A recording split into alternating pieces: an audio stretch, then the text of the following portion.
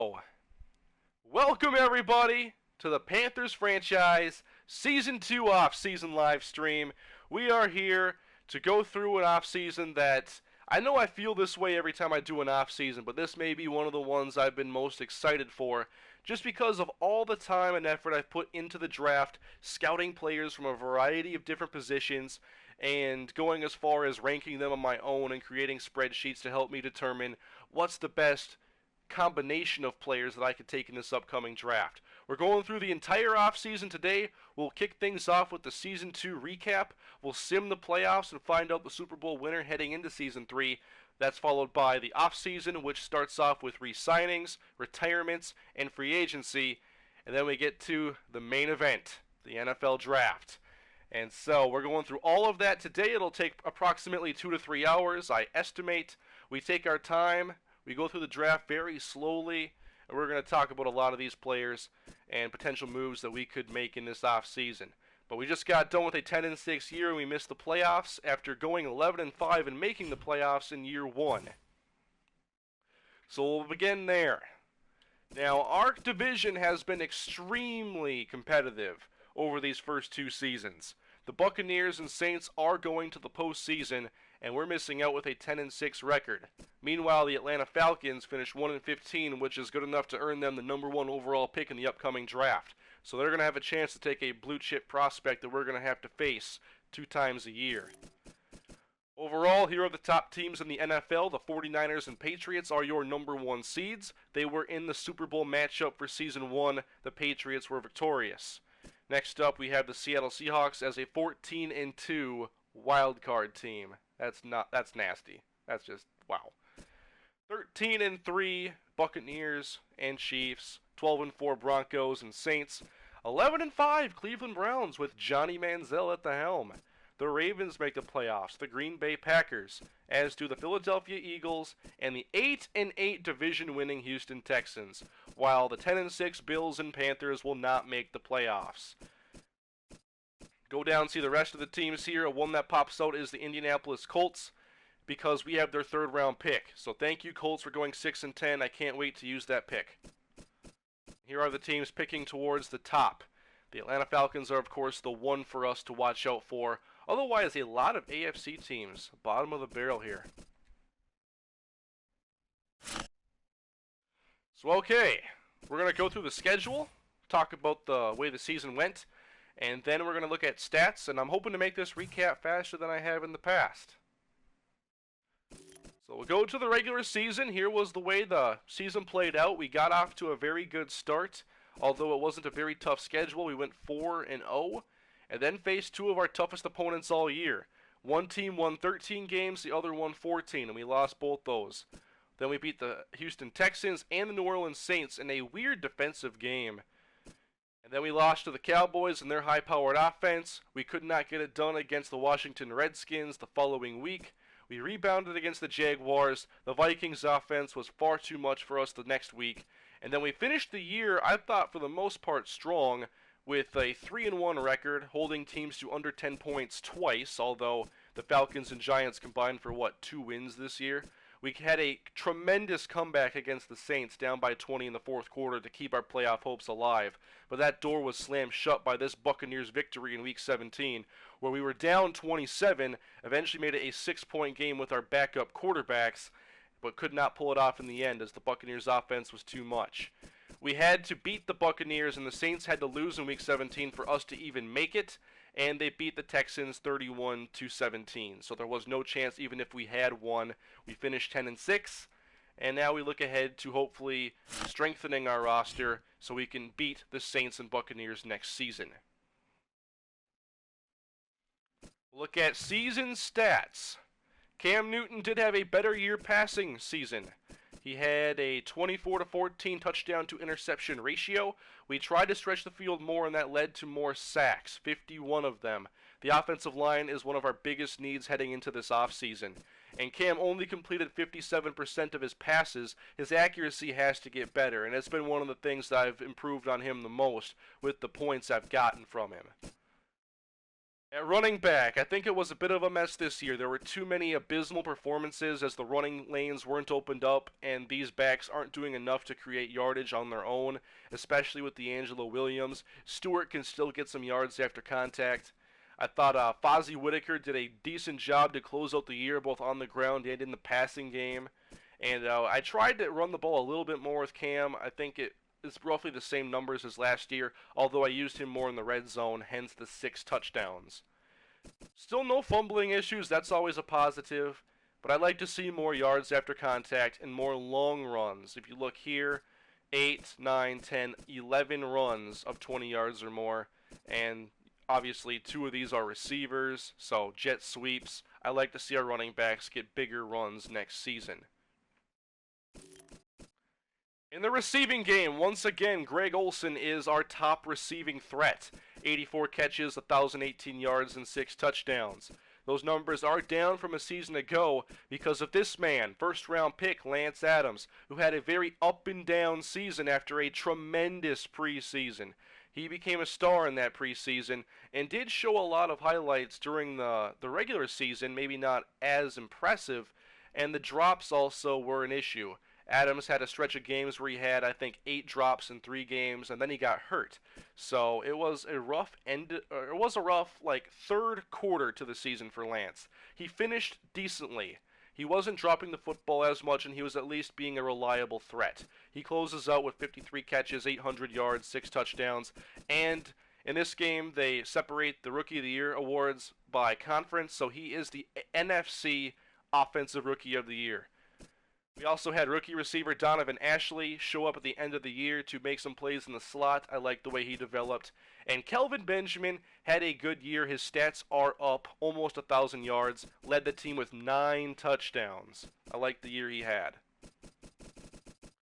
However, the rest of the team, we just didn't get a lot outside of our top 3. Ashley came in to do some work. The Antonio Gates signing was more minor than I expected it to be, and we didn't really get a lot of receiving from our running backs, but I think in Season 3 I'd like to involve the backs more in the passing game. We picked up I thought he was undrafted, he was actually a late 4th rounder who was cut. I signed Carlton Sanders to be a kick returner, and he ended up being one of the best kick returners in the NFL, and he did make a couple plays on offense as well, so I'm looking forward to what he can do in the future. Blocking. We didn't do enough of that this season, especially on the interior. Amini Sulatolu and Trey Turner, you guys have some explaining to do. They had very rough years. Eventually I got fed up and just swapped sides with them to see if we could do anything. And it showed a little bit of promise until week 17 where everything fell apart. Amini got destroyed by Nick Fairley. And the thing is, Amini has good ratings. Like, he's supposed to be a good blocker. The thing is, when he's getting beat, it's right off the snap. And so there's got to be something about him that makes it so he struggles right away because he's getting beat fast, and that's a problem. Andrew Whitworth I thought he had a solid season most of the time. However, he did get beat more towards the end. Ends up giving up 9 sacks, as did Trey Turner.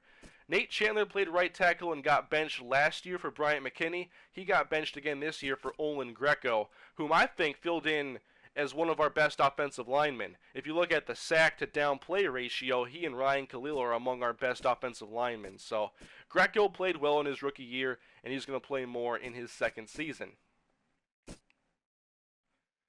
On defense, Luke Kuechly. We gave him a big contract. We don't have to worry about Luke going off to any other team. He's sticking around as the highest paid middle linebacker in football. 142 tackles, 3 sacks, 2 interceptions, and a forced fumble. Luke was everything you want him to be out of it as the best middle linebacker perhaps in football. Then there's Thomas Davis, who again had injury problems this year, but still ended up as the second leading tackler on the team. When he's in, the defense is different. 3 sacks on the season, and a forced fumble. Charles Woodson. Now, we have some veterans in this secondary. It's an old bunch, and it's not a good thing to do, really. We have Charles Woodson, and we had Charles Tillman. I must have missed Tillman. But those 2 guys were signed in the offseason as 1-year deals just to hold over until I could get somebody else. I thought Woodson played great. 78 tackles with 3 interceptions. And then Charles Tillman had 5 interceptions. He has great ball skills, but he's lost a lot of his speed and athleticism, so he's giving up the deep passes more than he should be. But for the most part, these two were acceptable, as was Roman Harper, and he also has lost whatever speed he may have had at one point. So maybe it's time to move on from all 3 of these guys who started this year and move on to other players. Melvin White played in the nickel. He did not cover particularly well. No interceptions, but he did tackle efficiently. I'm thinking about moving him to safety for Season 3. A.J. Klein, I thought he had a very good season, especially towards the end. He proved to be a capable starter, and he even played in the nickel a little bit when Thomas Davis was injured. Josh Norman was a solid starter for most of the year, but in Week 17 he got he got benched because he could not cover Mike Evans. He did have 5 interceptions, he did tackle decently, so he just has to be able to contain Mike Evans. Defensive line, once again, they are fantastic. Charles Johnson, Star Lotulelei, K'Wan Short, and Mario Addison. These guys are just sack monsters. They get to the quarterback so often, except for Week 17 it seemed. We were the top sacking team in football, and we're well-rounded along our defensive line. There's a lot of talent here. Trey Boston had 2 interceptions as a reserve safety. He started playing more towards the end of the year, and he's likely going to see a increased role in Season 3.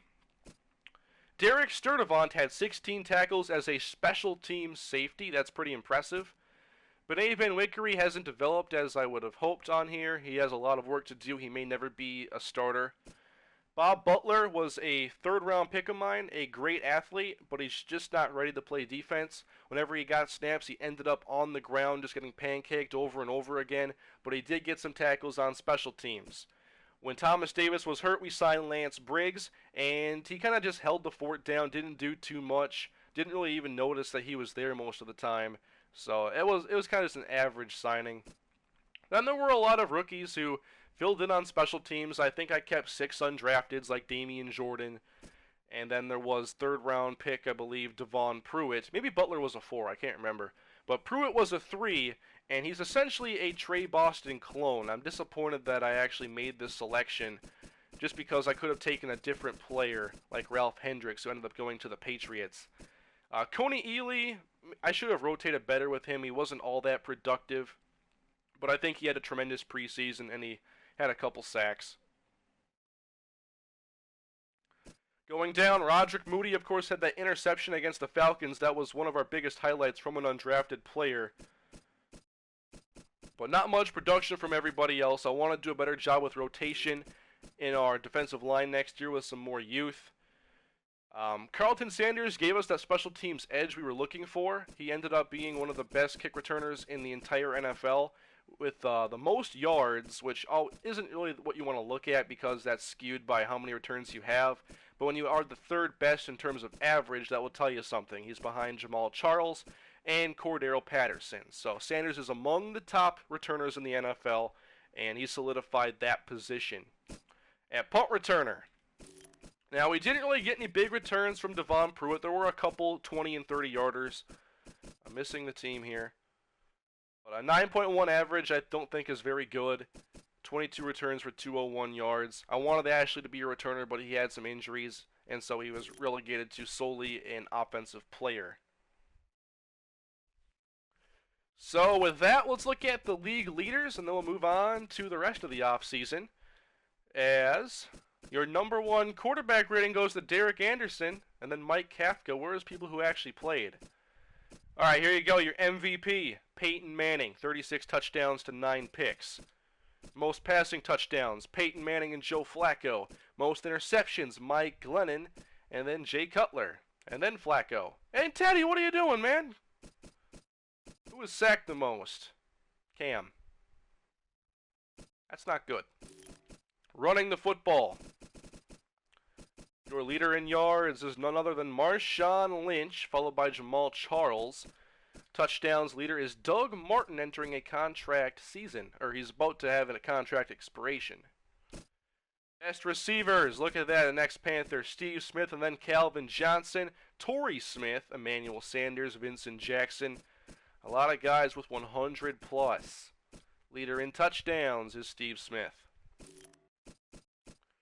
On defense, leading tackler is Carlos Dansby and Kouamisi.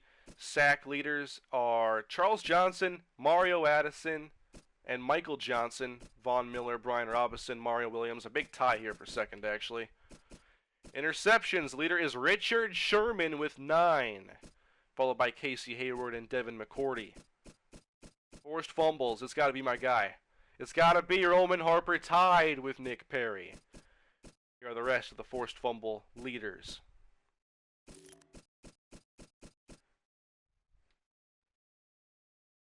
Alright, I'll try to do a better job of sticking to the comments now that we're getting towards the actual off-season part.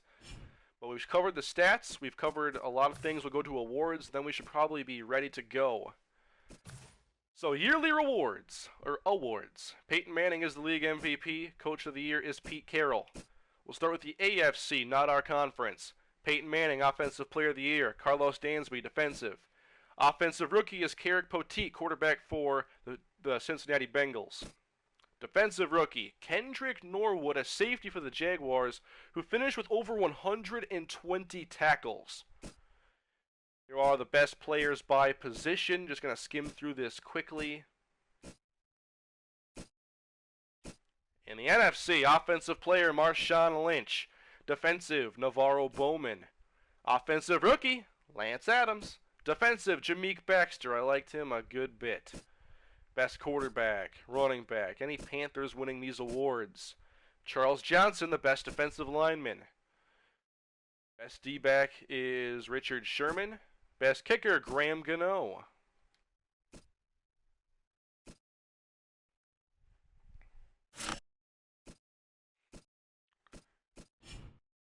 Alright, so we've covered a lot of the important stuff. We are almost ready. I want to look at one more thing.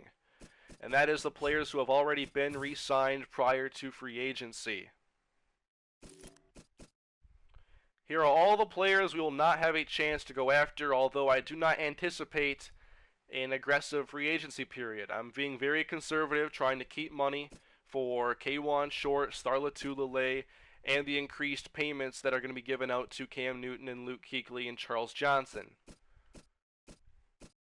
So, you know, most of these players would not have been a target either way, but we do know that players like Levante David and Jimmy Graham are sticking around, so we're going to have to face them twice a season. We obviously kept Luke Kuechly.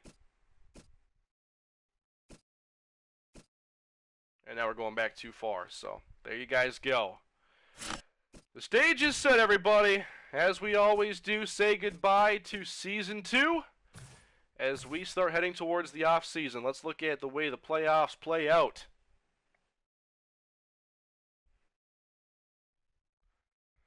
Check Hendricks' stats. I can actually tell you off the top of my head. Hendricks finished with only 6 tackles. The Patriots didn't even use him. He was a 78 overall. So here we go. Seahawks and 49ers in the divisional round.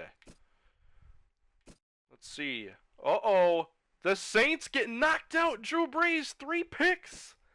Joe Flacco had 5. Russell Wilson, 4 touchdowns. Let's look at the actual scoring.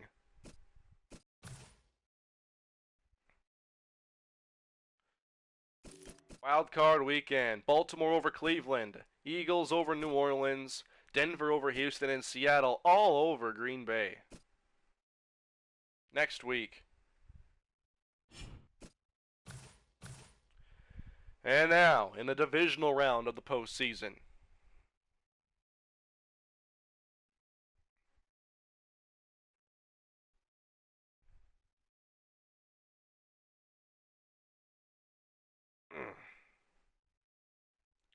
One second. Alright. And we got to check on the Pro Bowlers now as well. So let's go back to the news. The Eagles and Seahawks will play in the NFC Championship game. So the 49ers, again, despite a good year, get knocked out. And it looks like the Patriots are also going back to the postseason. Or also to the AFC Championship game. Let's check out the scores. It is New England over Baltimore, Seattle over San Francisco, Denver over KC, and Philadelphia over Tampa Bay. So here's the here's the conference championship matchups. We have the Broncos and Patriots, Seahawks and Eagles. 1,500 plus in the stream right now. Thank you guys. It's going to be a fun time.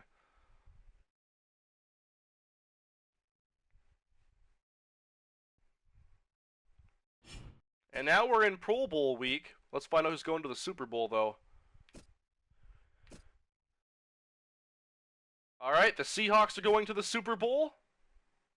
And so are the Patriots. Interesting. A Seahawks and Patriots Super Bowl. Does that sound familiar? And these were blowouts. Almost the same scores. Patriots and Seahawks. Who's going to win it all? The Patriots are going for back-to-back Super Bowls in the series. Now, we're here for the Pro Bowl week. It's the only chance I have to see who made the Pro Bowl. So, let's go. Alright. I don't think I did this last year. This is a completely new screen to me. No quarterback for us. No Cam. Obviously, no running back. Hey, Tolbert made it to the Pro Bowl. Mike Tolbert. No receivers? Wow. Come on. And, of course, Greg Olson's going to make it. Looks like no offensive linemen. Oh, no, Ryan Khalil did make it. My bad. On defense, Charles Johnson made it. As did Mario Addison, Star Latulele, K1 Short.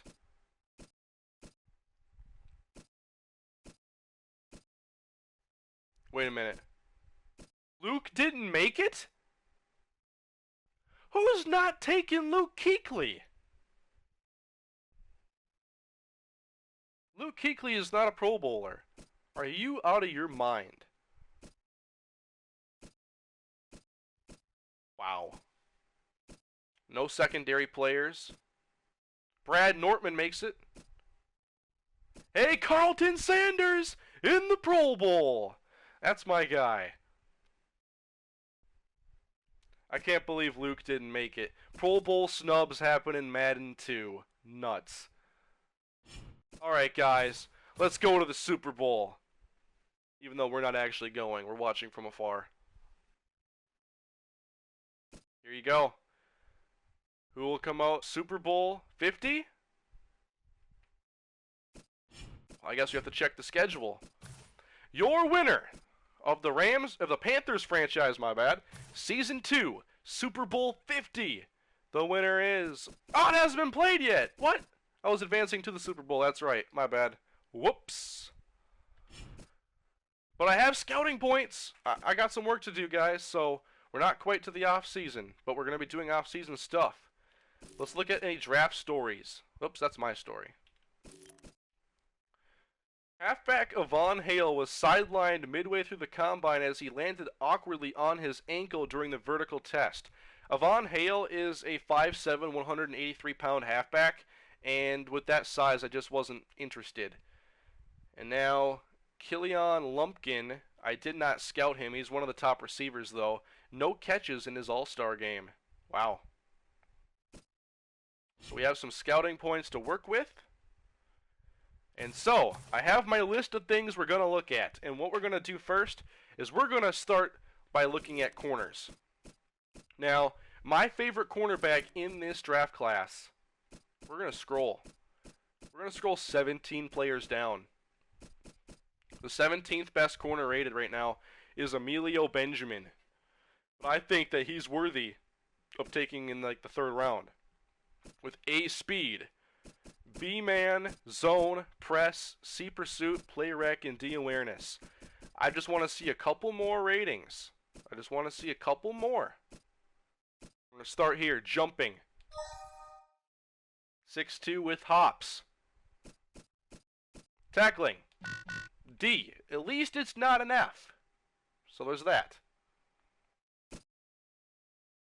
Let's look at acceleration. A. I'm finding now. I know people want me to look at intangible and physical, but I'm not going to dump 25 points into here because I'm looking for specific traits, not just an XY. I don't want to just know is he good or bad. I want to know what a player is, and so I know speed, acceleration, leaping ability, press coverage, man and zone. Plenty of tools. I don't want to scout catching because it's 10 points. I might later. So we know Emilio Benjamin might stay as my top corner, but here's the chat's favorite guy. This is yesterday it was your favorite player in this class.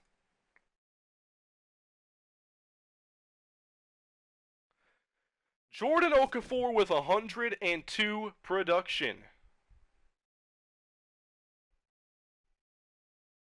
Just making sure this is still on. Yeah.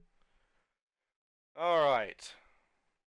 Jordan Okafor, we're going to find out a little bit more about him because I'm not finding many of these players who can tackle as efficiently as I would like. I'm looking for a B tackle. Where can I find a B tackle? I can't find it here with Jordan Okafor. It's press. B. That's good. Jumping. B. That's also good. Acceleration. It's fine. So Jordan Okafor, does he show me enough to bump him up over Dontrell Miles? Because we know Okafor is very good. 102 production. Now let's look at Dontrell Miles. We know he has D tackling. Not as good as a press corner. Good man in zone. He can jump. Also accelerate. I wish that they had like A+, A-, A, just so we had a different or a smaller window, because I think speed could be anywhere from 89 to 99. So I'd like to see more exact. Like who's faster out of these three? I couldn't give you a single idea right now. But we do know they're all good. Let's see. Do I know enough now to bump up? I think I might know enough now to bump up Okafor. Yes. Alright, so I'll announce that right now. Jordan Okafor is now cornerback 2. Although, I might have him like tied with Emilio Benjamin. That 102 production, I mean, you also got to think about potential, like, how well they develop, if they have like superstar development. And with that production, I just wonder if there's something elite about him that I just don't know right now. So Okafor, extremely good. So I can cross off Benjamin off my list. I can cross off Jordan Okafor. And so let's move on. What should we look at next?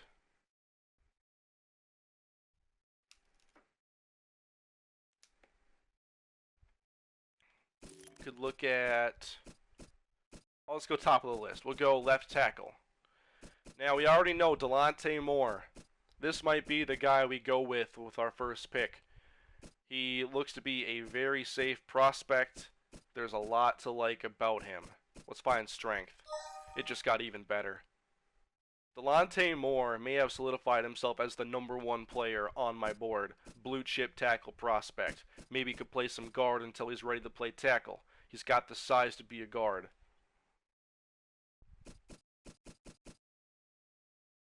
Now, I did not scout this guy here, Luke Reedy. I don't always scout the guys who are highest rated because I like to find more safe bets. So let's see what we can find here with Luke Reedy. A pass block, A run block, B impact, D awareness, and A strength. So we just found another potential blue chip tackle prospect. He's big, 6'5", 340. So he's also extremely good. So at least we know that now. I know Luke Reedy is very good. So I might update my draft board a little bit. Just because what I'm doing is I'm keeping track of all these players so that I can remember what teams they actually get drafted on. Because I'm going to keep track of who we're facing that I liked in the past draft. So let me just add Luke Reedy to the list.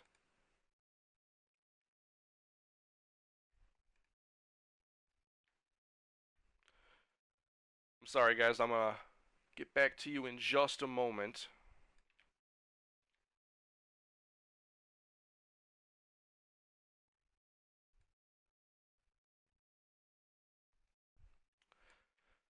But let me know what you think should be our top priority in the first round. I mean, there's corners that are very good, there's tackles that are very good, but we have to get a combination of the two that's going to legitimately work.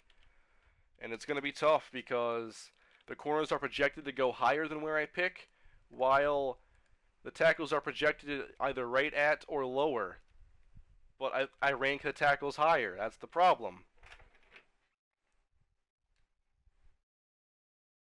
So, okay, I scouted Luke Reedy. He's extremely good. Let's go to left guard. I wanted to look at Jalen Knox. What do I know about Jalen Knox? Alright. I know that he's got good impact and run. Okay, that just basically, I'm glad I know that now because C pass block's not going to work for me.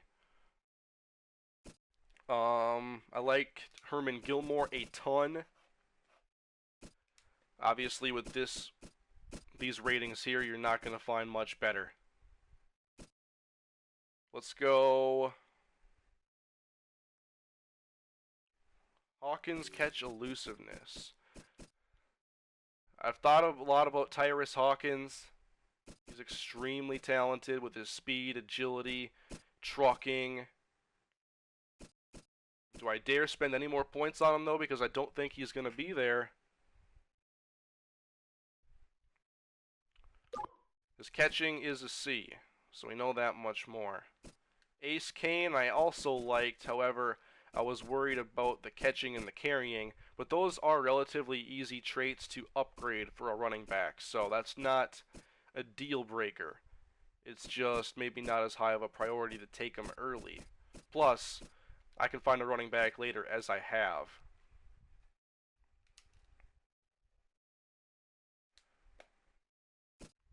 Maybe we'll look at another running back prospect I haven't looked at all. I wanted to check out Kamal Galvin because that speed back style is one of the things I'm looking at. So here's a 5th round prospect, Kamal Galvin. Just didn't play much at Oklahoma State. So we got a guy with A speed. How about trucking? That's a B. How about catching? That's an F. Big problem. But the agility is a B. So he's an intriguing guy as well. Probably not going to intrigue me more than Jermichael Ivory. I've become pretty confident in this guy's skill set. Has what I'm looking for, most definitely. Why don't we spend some more time here? How's his stiff arm? Ooh. How about juke? Alright. Maybe not the most shifty guy. Maybe not. But I think his style is speed, and that's kind of what I'm looking for. Also has a little bit of trucking.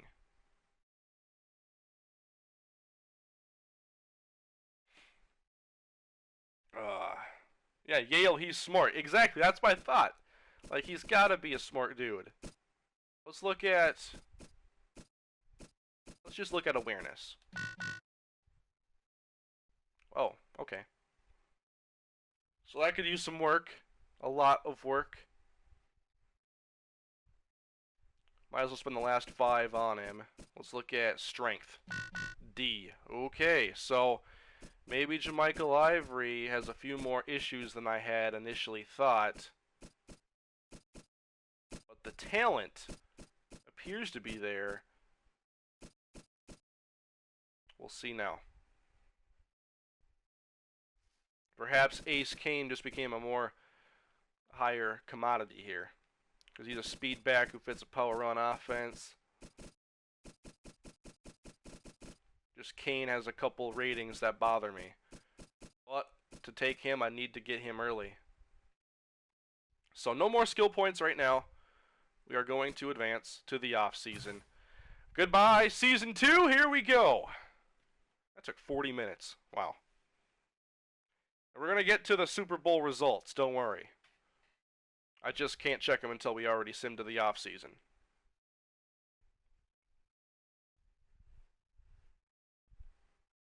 So first, let me just save it quick. I save very often just in case there's ever a freeze. Let's see, I gotta make sure I pick the right one now. I got that Season 2 draft, that's just for the draft preview. And then I got this Pan 2, that's what I gotta keep saving.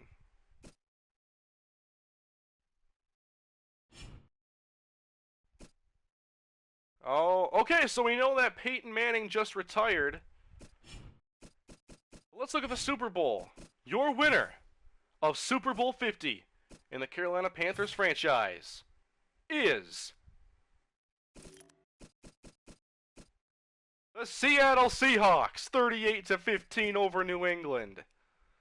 How did they blow out New England in the Super Bowl? Brady had 3 interceptions. How about Marshawn? 115. Christine Michael also. Wow. They ran it all over him. 4 rushing touchdowns.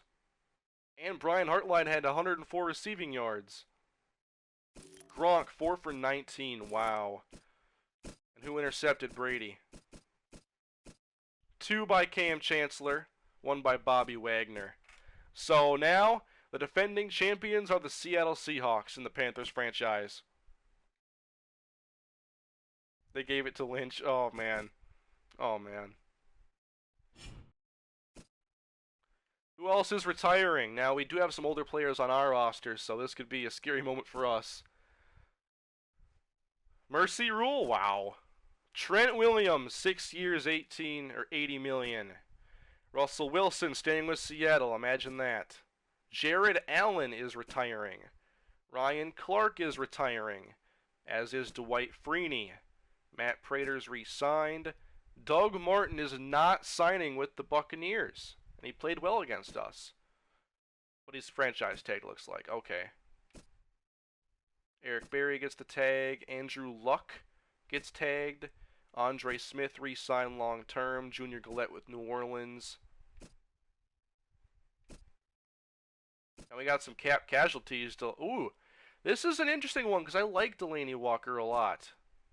David Hawthorne, David Johnson. Who's this David Johnson? Any draft stories this week? I always go to the wrong one. Same stuff.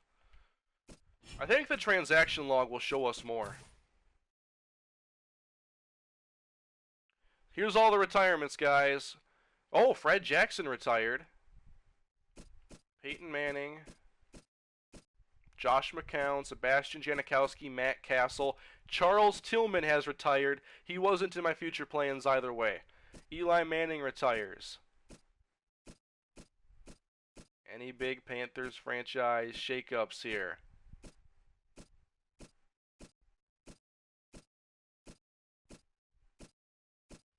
So far, it's just a lot of veterans whom you could believe would retire. And here are all the re-signings. Mark Barron sticking around. Doug Martin gets franchise tagged.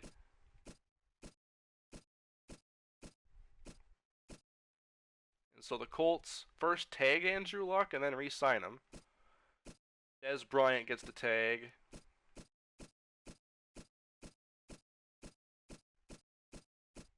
Alright. Yeah, if Cam retired, I'm not even sure what I'd do. We run a Wildcat.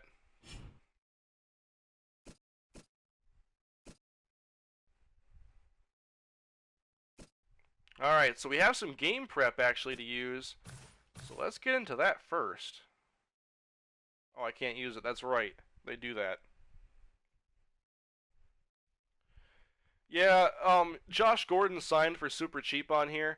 I think this roster I used, they had Josh Gordon super low rated because he was suspended. I didn't realize that, so he's got very low ratings. So it's not the Josh Gordon that you would know as the super talented wide receiver. It's probably just a lot worse Josh Gordon because that's why he signed the league minimum. So, as we now make our way to the offseason, it's time to begin re-signings. Let me save it one more time.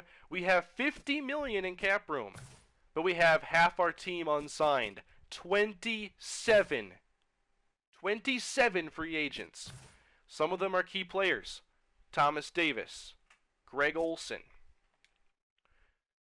So we're going to have to buckle up here and spend wisely. Here we go.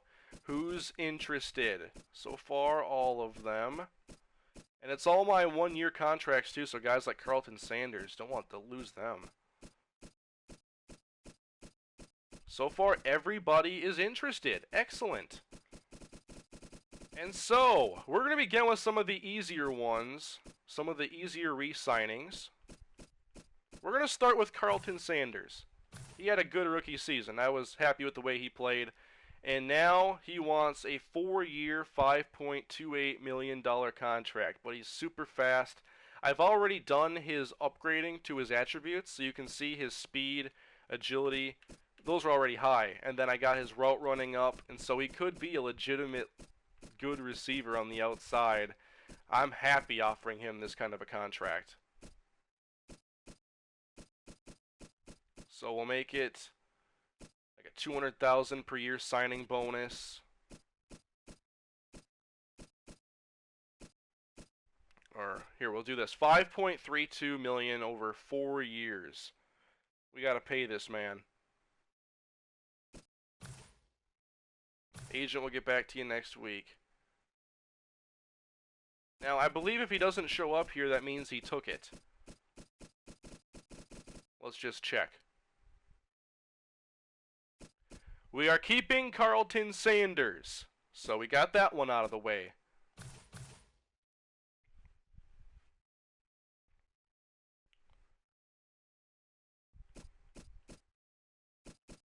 We're going to continue with these one-year players. These, like, rookies I had. Hugh Cunningham, I did like his upside, his ratings, with the strength being decent, the run and pass block. To me, he's just going to be a good future backup. And what he wants is well within what I'm willing to give him. No guarantees, however. So Hugh Cunningham. Did he re-sign? I think he did. Because if he didn't, it'd say not interested.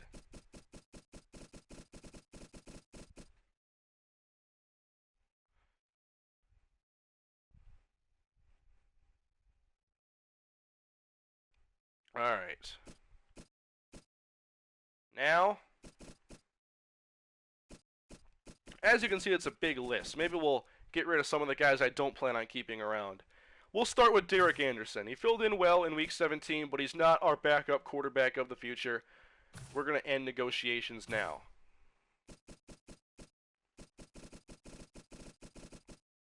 There is Philly or Corey Brown. I think that he got leapfrogged by too many guys. He's not a great speed guy, not a great road runner, so we're going to end negotiations with him. Brad Nortman is a very, very good punter, but I'm trying to save as much money as I can, and he wants $2 million a year, and I'm going to look in a different direction at punter.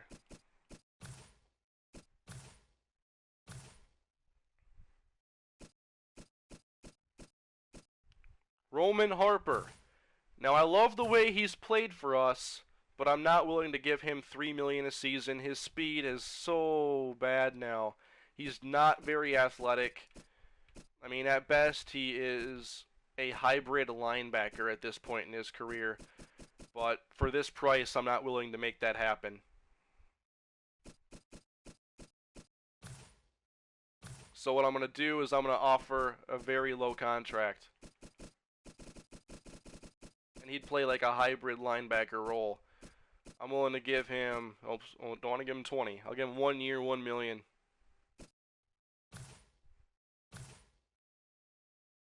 With no guaranteed. And he did not take it, so I didn't expect him to. Lance Briggs, you just held it down while I had Thomas Davis hurt. I'm going to look to get somebody else to be our backup. And so no Lance Briggs. Antonio Gates didn't do too much for us this year, and I'm looking to have a younger tight end to develop as our second guy. And so I'm going to close negotiations with Antonio Gates. So we're starting to make some progress here. Dwan Edwards, just a veteran backup. And at this point in his career, he's still a decent option to have there. So I might keep a veteran to stick around just for a little bit longer. No signing bonus, so we can cut him in training camp if I need to. I'll offer a low deal. And it looks like he took it. Nice. Alright. Let's go Derek Sturdivant. He did well on special teams, and I still like his upside at safety. And for this price, I'm not going to say no.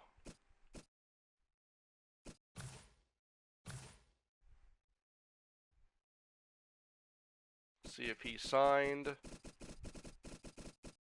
He did. Alright, Fozzie Whitaker. Good finish to the season. And he doesn't want very much money. So I'm willing to give him what he wants. Fozzie Whitaker for 1 year.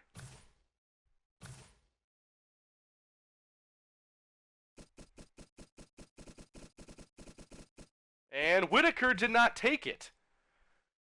Okay, so Fozzie Whitaker is going to test free agency.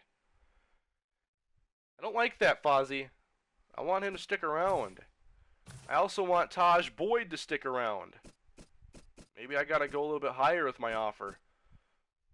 Maybe a multi-year, because I do like Boyd. What if I give him 2 years, $2 million?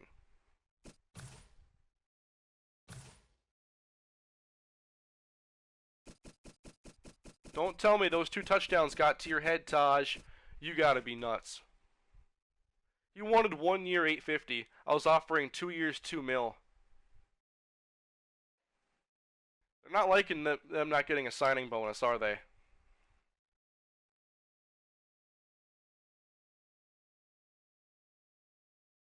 Not taking Taj Boyd. Brandon Williams. I think he has a lot of upside and should be our second tight end going forward. I'm just worried about now what these guys are doing to me. So I'll offer a $50,000 signing bonus. Give him this 1 year deal.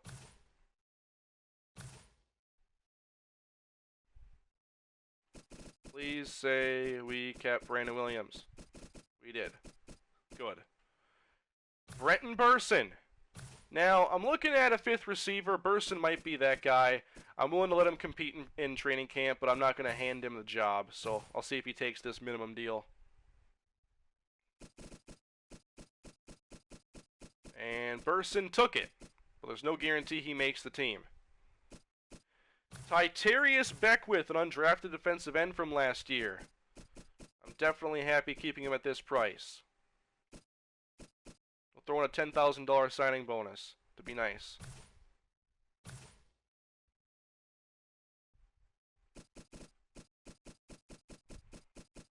It looks like he accepted. Travell Wharton, 35-year-old backup guard. What are his ratings at this point? Yeah, that's not going to cut it. I'm not interested.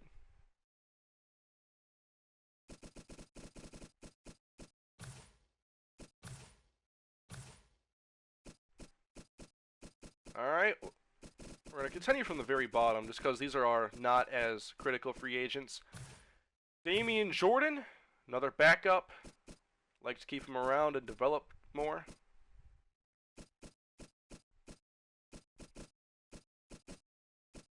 Whoa, whoa, whoa, whoa, whoa, whoa. Don't do that. I'm not handing out many signing bonuses because I'm not guaranteeing that these guys make the team. There's going to be a lot of competition.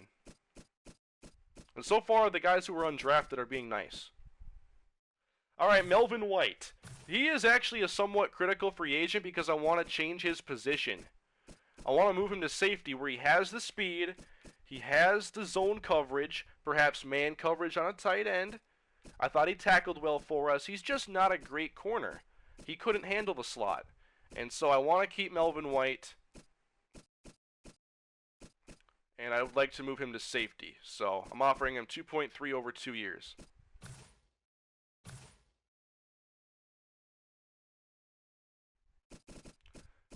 You guys gotta cool it with the Tebow chat in the comments. What's up with that? Tebow's not even in the game. So it looks like Melvin White accepted. Kevin Williams, another backup. I like to get a younger backup. Yeah, there's just not a ton here left to work with. Sorry, Kevin. You were an excellent Viking, though.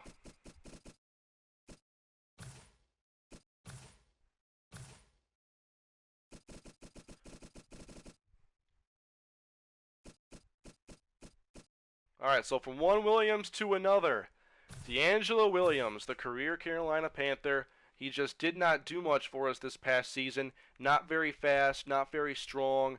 Doesn't have great change of direction. Not going to run through ya. Sorry, D'Angelo, but it's time for us to move on. We are not going to keep D'Angelo Williams. There's not too many left. Roderick Moody. He had an interception this year. I was happy with that.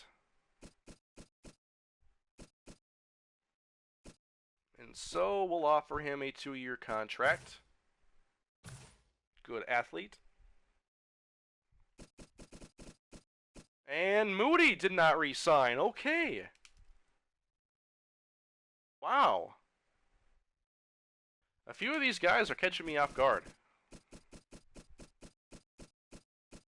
Now we'll go to Charles Woodson. I thought he was better than expected for us last year, but I think we could use, I don't know, he still got some good ratings, but 3.32 million, I mean, I could afford it.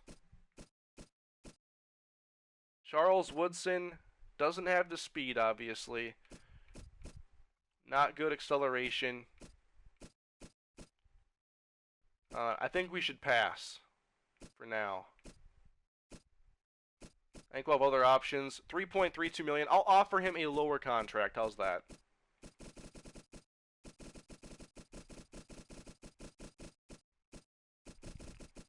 Like a low risk offer.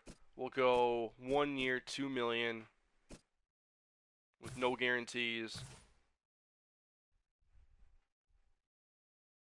And he's not interested, so he didn't like my lowballed offer.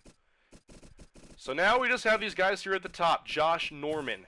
For the most part, he was a good starter for us, and he doesn't want a ton of money, so I'm more than happy giving this to him. Maybe keep the guaranteed money down a little bit. We'll go up to 6.18 just to not have as much guaranteed. Hopefully he signs that. Oh my goodness. Now Norman's testing free agency. Okay. Now, here are our top 3. We'll start with Tolbert. We don't use him as much, but he doesn't want a ton of money.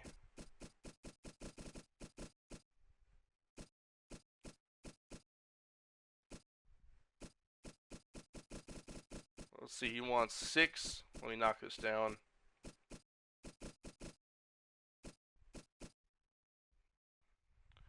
Tolbert, still, what is his blocking ratings? What are those?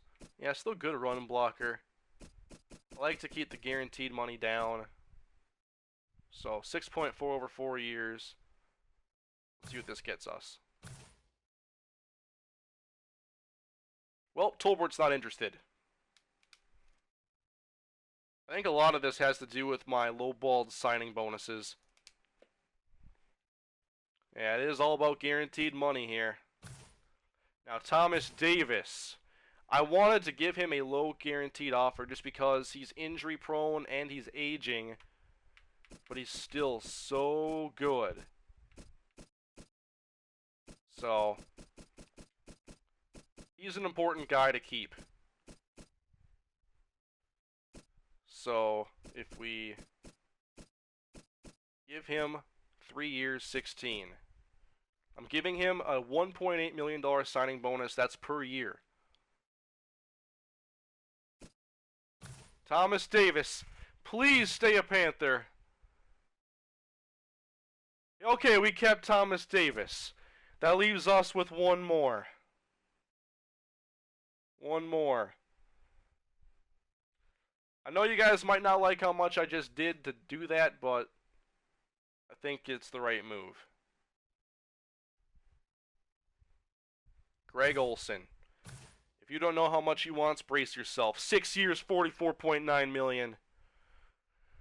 I can't give a 31-year-old tight end that contract. My plan with him is to offer a 2 to 3 year deal, and if he doesn't accept, Greg Olsen will receive the franchise tag. So here we go.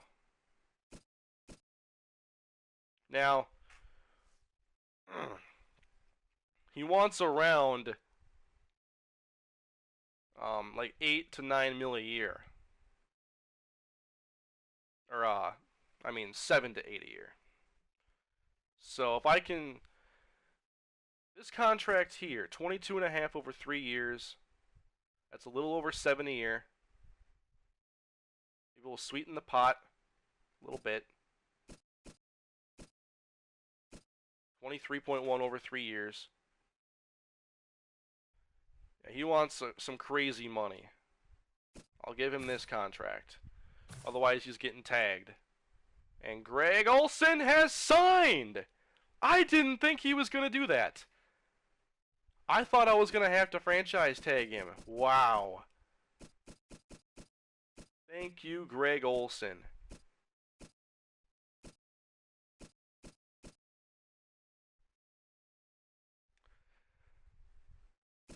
We're keeping Carlton Sanders, Hugh Cunningham, Dewan Edwards, Derek Sturdivant, Brandon Williams, Brenton Burson, Titarius Beckwith, Damian Jordan, Melvin White, Thomas Davis, and Greg Olsen.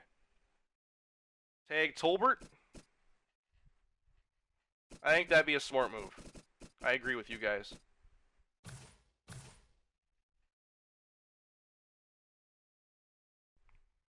It's not a ton of money. And it'd just be one more year. So $2.24 million to Mike Tolbert. So we just spent $20 million.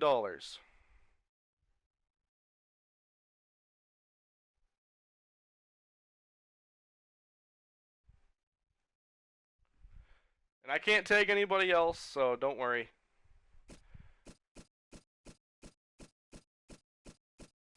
This is 14 re-signing with us. However, I do have interest still in Taj Boyd, Fozzie Whitaker, Roderick Moody, and Josh Norman. So I still want to try to get those guys back, all of them. That would be my goal. So re-signings are complete. We'll save again and move on to the free agent period. We are now over 1,800 viewers. Thank you guys for tuning in.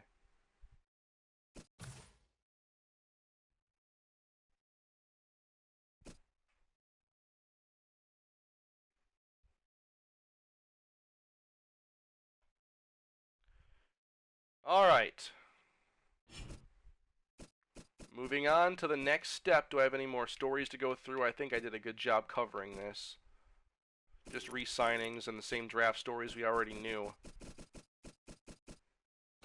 Stage 1 of free agency. Here we go.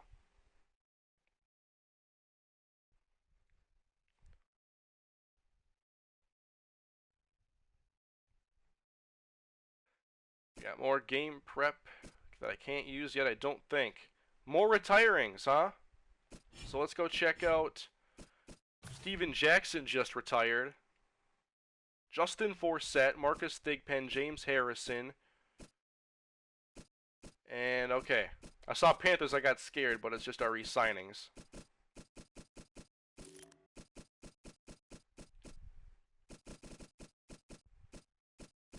Just the guys we all knew.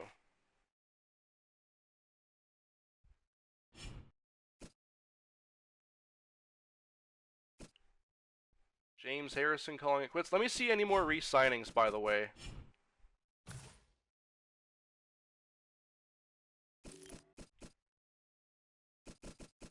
any other teams keep some good players. I think I had seen all these already. Maybe they do the re-signing before I get a chance to. Can I do game prep yet? I'm going to wait till preseason for that anyway. Because then I can use this game prep on my rookies, potentially. I think that'd be a smarter move. Alright, free agency. Welcome to day 1.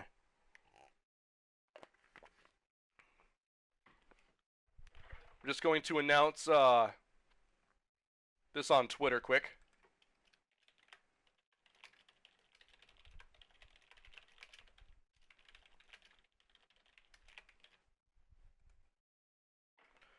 So, top players: Robert Mathis, Alfred Morris, Alshon Jeffrey, Stephon Gilmore, Brad Nortman, Robbie Gould, John Kuhn, Nigel Bradham, Matt Forte. And it doesn't look like Forte wants too much money. That's interesting. Any quarterbacks? A lot of bidding. Oh boy, Nick Foles is about to get paid. And there's Ryan Tannehill. I know you guys were, a lot of you might want me to go get Forte. I'm not sure if the interest, because, okay, scheme fit and location change, it looks like. But maybe I have to make a bid before there's any interest even shared.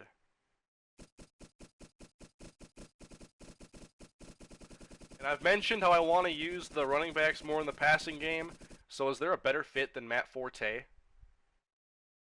Even at 30 years old, Matt Forte could still be a very good running back for us. Let's make a bid on Matt Forte. So, his bid, alright. So he wants 3 years, 11.6 million. Crap. Can you guys remember that 11.6? Is that with or without the signing bonus? I actually forgot. Let me get back in there. I mean, I don't practice going through the free agency, and so I'm always mixed up on a couple things. Are there any ratings I could see about Forte, by the way?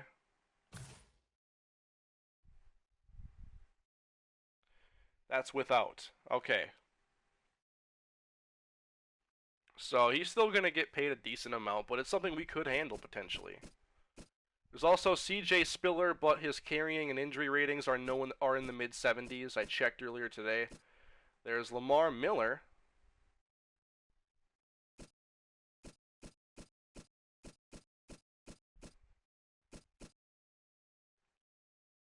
Let me see if I can check rosters at all.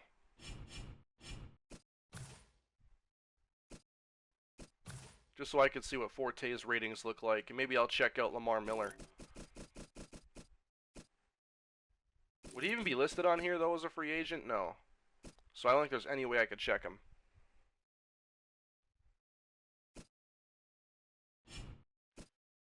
Even under team roadmap? Yeah.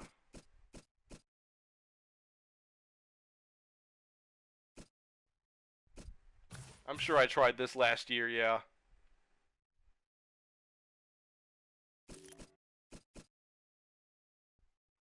So $30.2 million in cap room. I still play it safe because I know the cap hits are going to spike with Kuechly and Cam, and then I still have to pay Star and Short. So that's why I've been so conservative in free agency. So let's see other positions first. At tackle, there's Jermon Bushrod, Brandon Albert, Riley Reef, whom I did think about perhaps. Brickashaw Ferguson. Well, right tackles: Tamar Dotson, David Stewart, Chris Clark. Guards: Marshall Yanda, Jari Evans, Evan Mathis, Andy Levitri, Jeff Schwartz, Mackenzie Bernadou. Both these guys, ex-Panthers.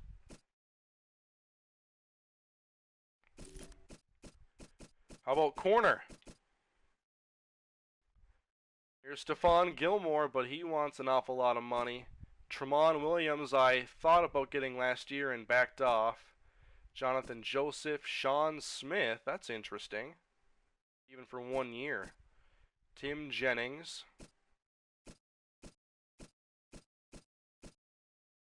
There is a bid here on Josh Norman, and I also thought about getting Brandon Boykin.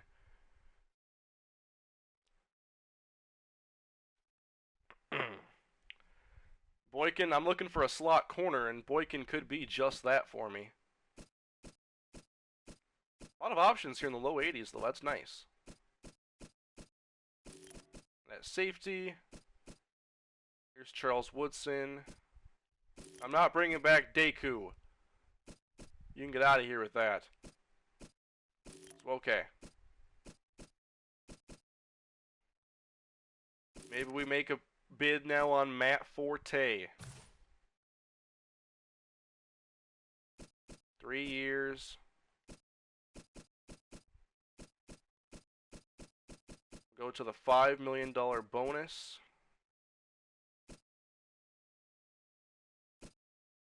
And this bonus is obviously combined. They wouldn't have a $5 million signing bonus per year.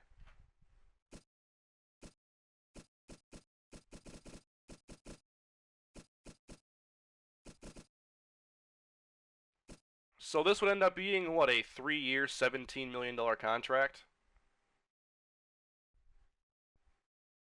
So between 5 and 6 million a season for Matt Forte.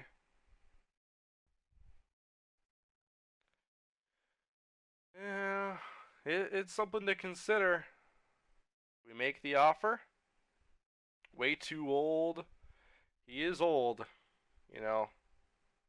We could always go younger. I'll back off for now.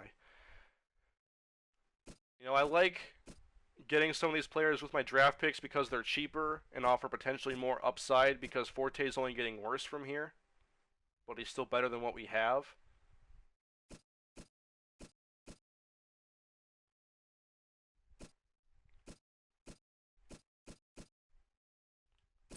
So let me go back to corner. I did like Josh Norman. I'd like to place a bid on him to keep him. And he wants 4.4 and a $2.2 million signing bonus. Now he wants a 2-year contract. So this would be a 6.6 2-year contract. So between 3 and 4 a season for 2 years. I'll make that bid.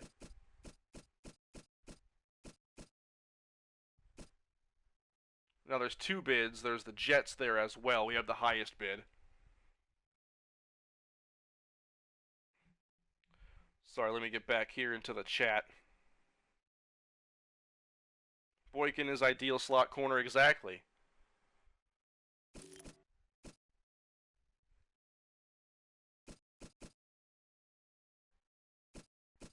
And he's also one of the younger free agents. So I definitely want to think about giving an offer to Boykin.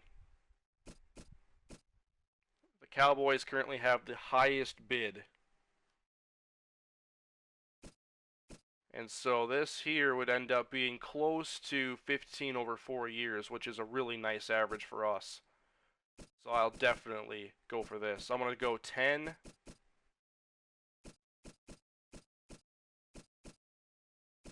Million salary.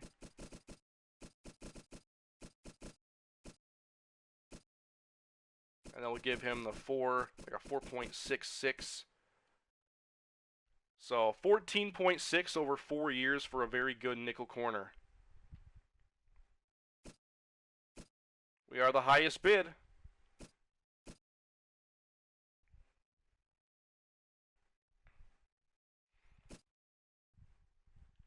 Now let's go try to get Taj Boyd back. See what he wants.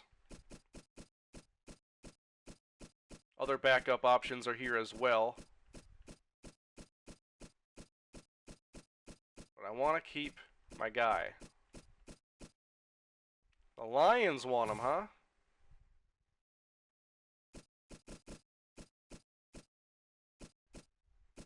1 million. I'll try to outbid them with this. Is he going to accept a deal that's lower than what I originally offered him? I offered him 2 years, 2 mil.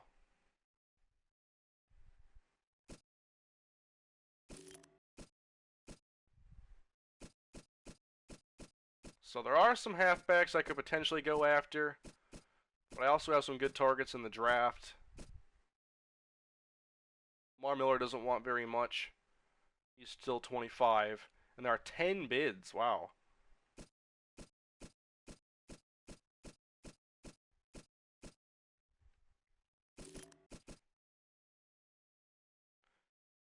I don't want to get Spiller because of his injury-prone trait, and then having low carrying as well. I'm looking for a guy who's going to be running between the tackles a decent bit. Receiver's not a big priority for us whatsoever. I just don't want to see any of these guys come to our division. Hey, Tavon Austin's out there. Cool.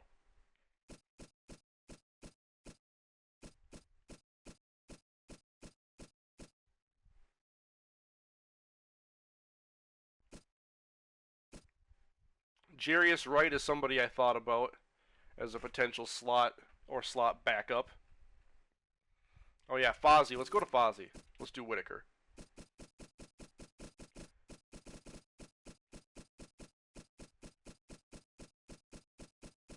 Where's Fozzie hiding?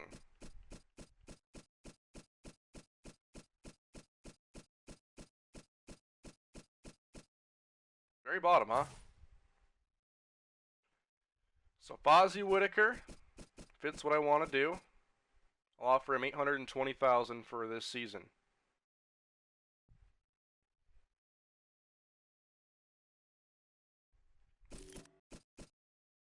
Yeah, I know Marcus Lattimore is there. His ratings really, I've checked him out before. His ratings aren't great. There is stuff to work with.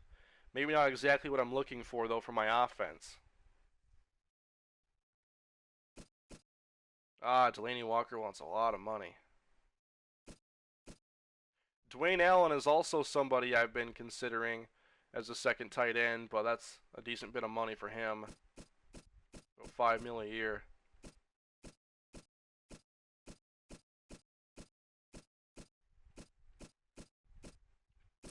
Yeah, I'm just not an aggressive free agent guy. I know the prices on my current players are gonna go up, and I know I have to pay a couple key players soon.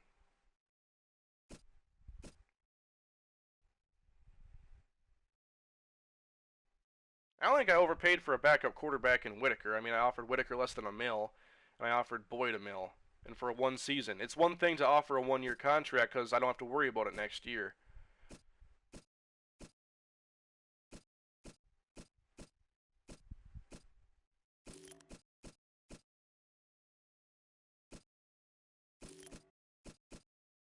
Any defensive ends out there? I'm looking to strengthen our rotation. I have a couple guys I do like.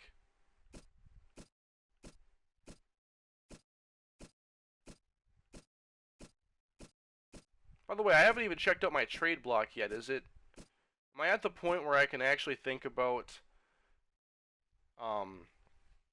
trades? Oh yes, this is actually somebody I actually forgot about this. This is somebody I did want to sign as a backup end for Charles Johnson, Derek Wolfe. I'm going for the bargains. I think Wolfe can be a good backup behind Johnson.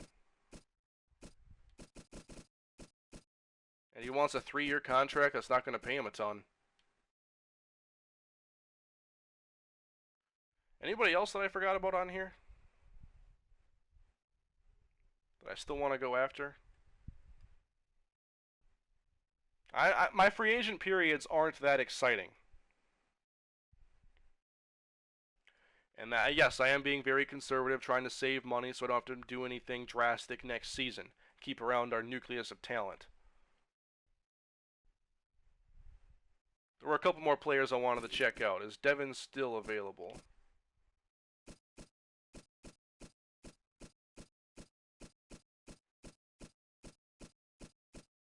He is. He's 27. I'm gonna offer him a contract. I know I'm offering to backups and not these starter caliber players. These players are cheaper, and I want to get younger at positions like running back so that we don't have to constantly worry about a guy getting old or a guy being overpaid. I mean, Forte is still intriguing, but I think he might go over his asking price. And he is going to start going down because in this game, once you're 30, your ratings take a tumble.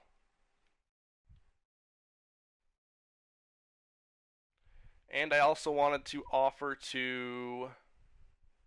I wanted to see if Brandon Brooks was there. Although his pass blocking isn't very good. And I think he got re-signed. His run blocking was outstanding.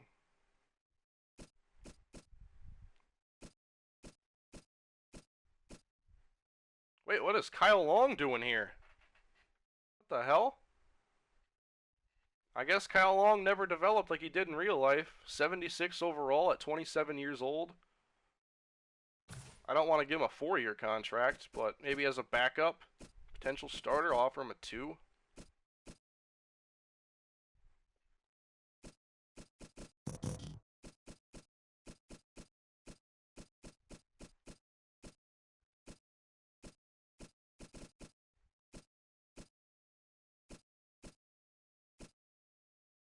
Kind of a low ball offer, but I'm offering him less years. Let's see, actually, yeah, I'll go with this. Wait, Farmer? I didn't see Farmer. What are you talking about? He's back. I'm seeing a lot of Farmer tweets.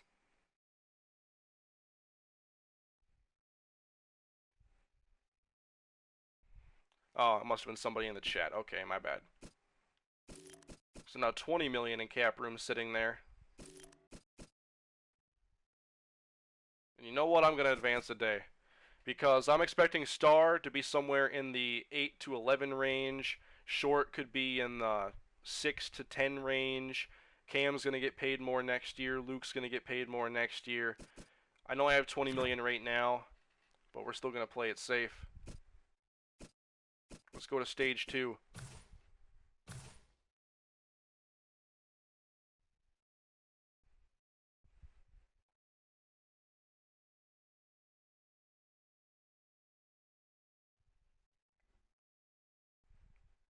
Oh yeah, I gotta check out Moody quick. My bad, I forgot about that. Anybody sign yet? Terrell Brown with the Giants. Oh, we got some draft stories now. 6 of them. Kashawn Steed, that's a crazy 3-cone. Anton Kendricks and Gene Parker are 2 of the top tight ends. This tight end class sucks. Luke Reedy's 40 time wasn't just the slowest, it was the slowest of all the skill positions. Okay. Tyrus Hawkins, trying to show his GMs that his IQ test results were a fluke. Maybe not the highest Wonderlick here. And the Yvonne Hale story again and Killian Lumpkin.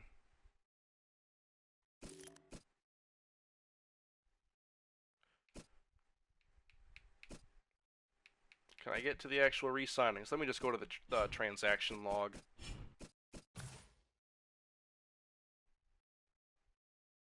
Oh, there's some more retirings, it looks like. Oh, wow, one of my guys I wanted got taken. One sec. We got a few more retirees, Pariah, Jerry, and Pierre Thomas, and then the guys we already knew. Wow. I forgot. I mean, he wasn't a major priority, but I definitely wanted to get Christian Darman back, and the Bears just scooped him up for cheap. I would have liked to gotten him back. A lot of cheap guys. Brad Nortman is now a 49er. Hey, Darren Bates. Greg Zerline's on the move.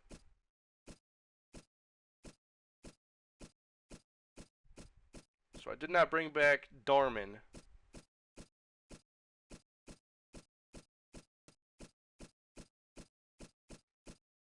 But there were some D tackles in this draft I liked. Hopefully there was a low-rated guy. We got some more scouting points as well. Not quite there, though.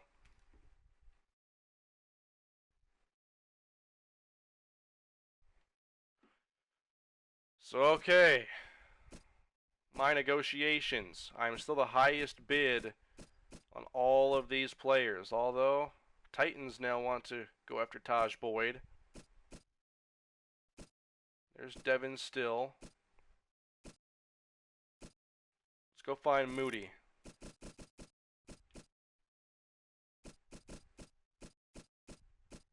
No bids. Yeah, he just wants to have a signing bonus is all.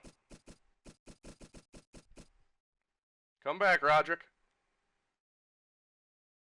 11 bids on Dante Hightower. And even he doesn't want a ton.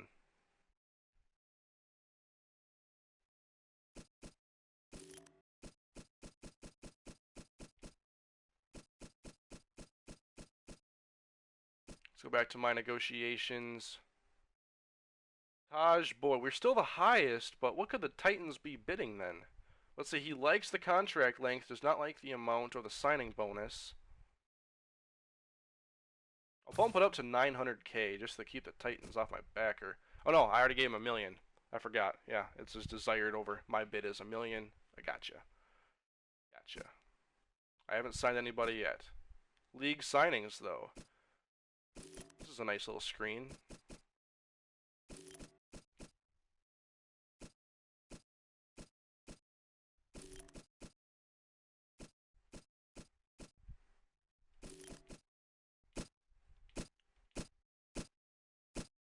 Anybody major? A lot of the big names are not off the board. Mostly minor guys, which obviously free agency is completely different in real life. So I guess we could do some scouting quick.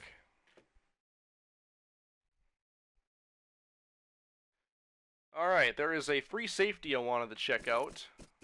I wanted to see his zone coverage. It was... I can't even read my own writing, so I don't know what his name is.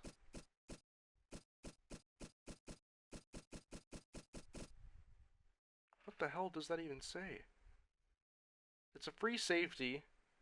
His name is like Tramon or something. It's not... Oh, there it is. Yeah.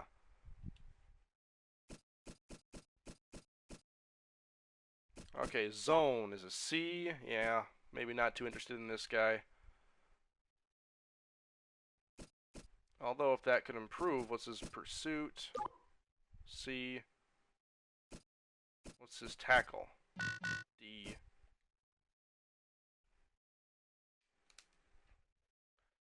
There's a defensive end I wanted to check out, Martez Henry, who is a 7th round prospect.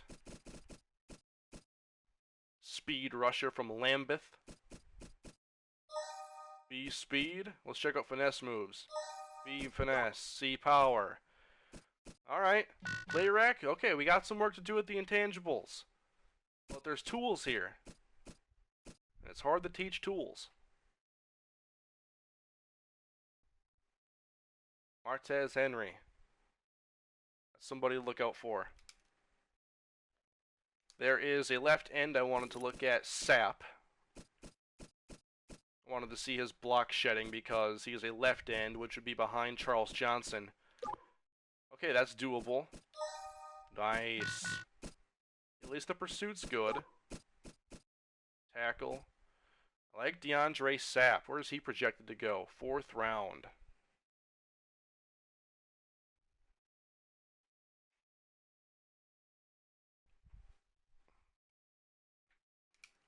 Then I wanted to check out Yao Ajala, who's right below him. I wanted to see his speed. Same position as well. Okay, this is very good.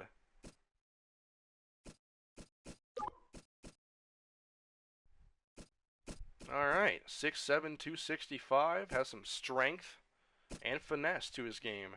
That's intriguing.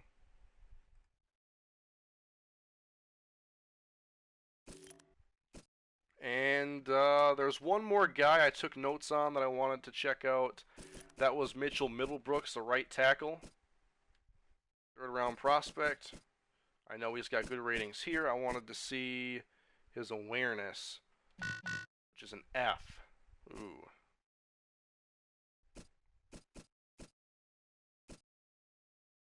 Okay. I'm not interested, guys, in Dree Archer. I'm looking for a bell cow type of running back. Somebody who does have speed, but can handle getting most of the workload.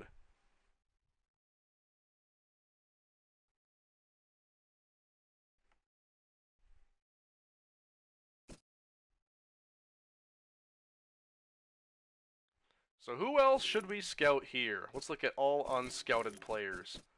Maybe we'll just look in like the 5th round and see what's there, regardless of position. Somebody late.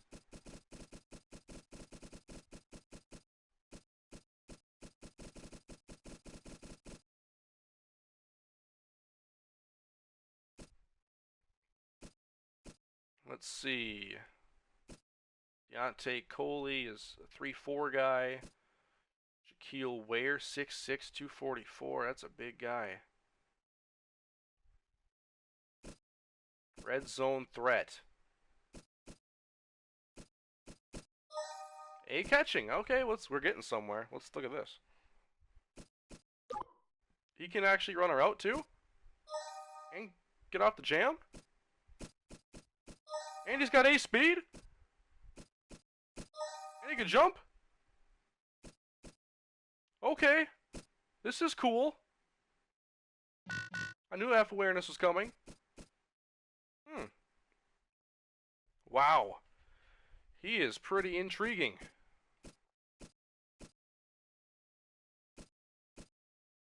This is interesting. And he's 20 years old, yes. 6'6" with A jumping, Shaq Ware. Let me add him to my board quick, guys, just a moment.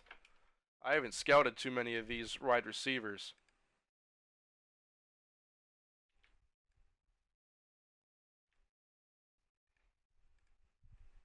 But this guy is interesting. 6'6", 244. That's nuts. Where is he supposed to go? 521. I know it's not a huge need for us, but late in the draft, you can take whatever's there. You just got to take good players.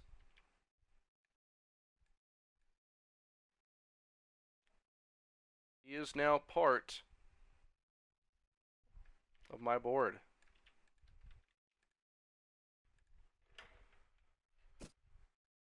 So I'm glad we found him. Lance Adams over Shaq Ware. Oh no, we got the Lance Adams and Shaq Ware debate coming now.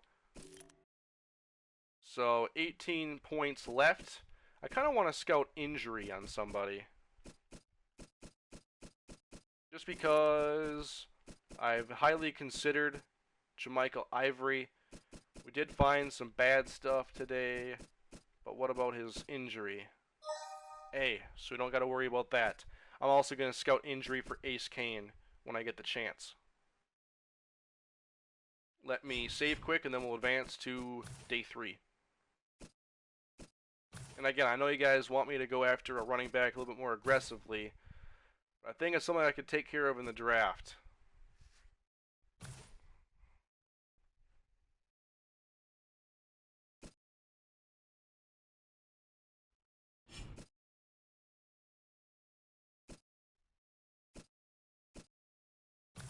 So day 3.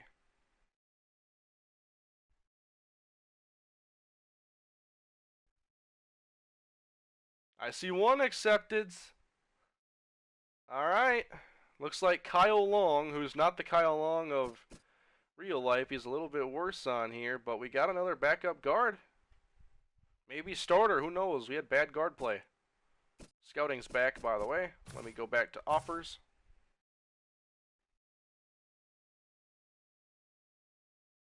Robert Mathis could be going back to Indianapolis. Alshon's going to get paid. Alright, we got outbid for Boykin. We got outbid for Derek Wolfe. The Vikings now want Taj Boyd. Get out of here.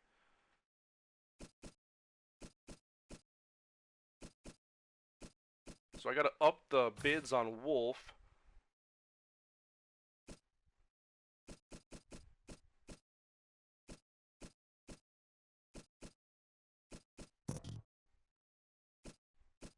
up his salary a tad.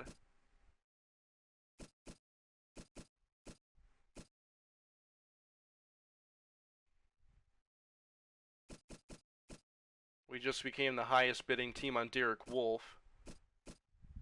And Brandon Boykin.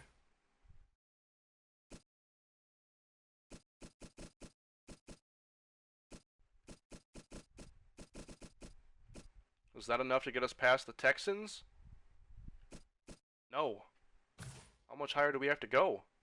Very good nickel corner.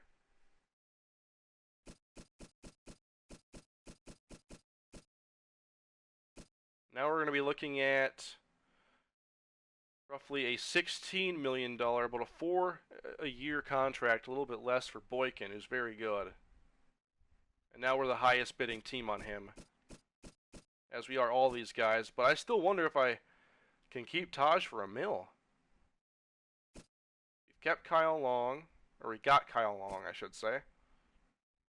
League signings. Looks like Redskins keep Alfred Morris.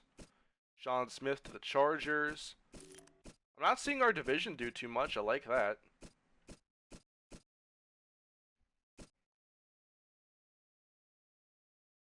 Let's see.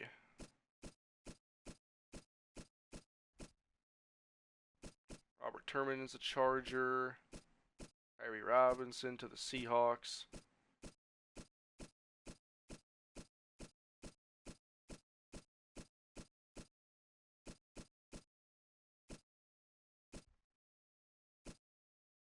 So best available here is the list. Forte now, just the Jets are contending for him. There's Deshaun Jackson, who wants a bunch of money.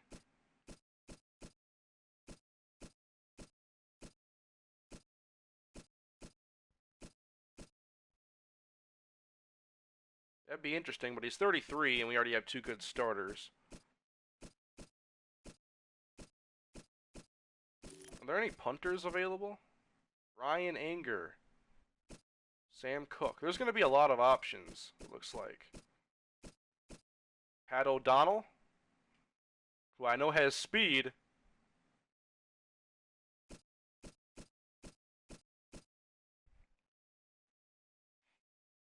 I don't plan on drafting a punter anyway. I'm not going to draft one. I'd take one undrafted. Yeah, this roster also had some other players that were knocked all the way down to 0 overall punters.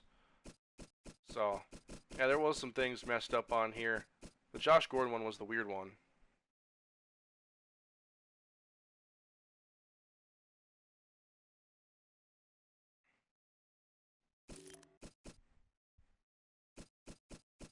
Might wait on punter because there's going to be a bunch of them left. And I could also get the rookie I want who could be very good. One sec.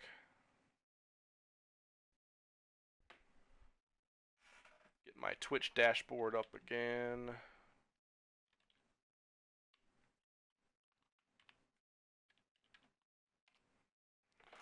Do my best to keep up with the comments section. Almost 2,000 viewers. We're at over 1,900 now as we are getting closer and closer to the NFL draft. So let's advance a day. Or actually, do we have more scouting to do? Yes.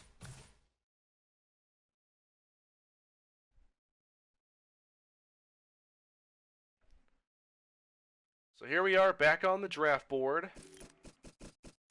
Now there's not too much I missed at corner, as you see. Maybe we'll scout one more guy, Cecil Flowers.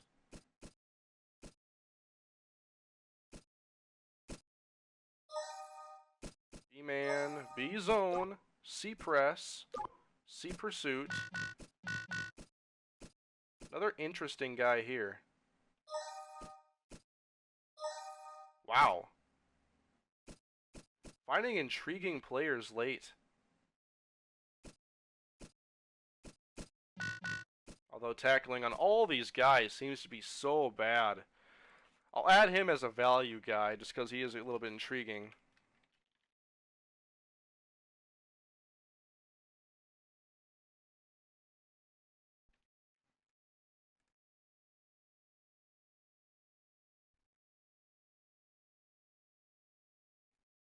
Oh yeah, I also wanted to check out the trade block because I actually wanted to put a couple guys on there and get some offers potentially.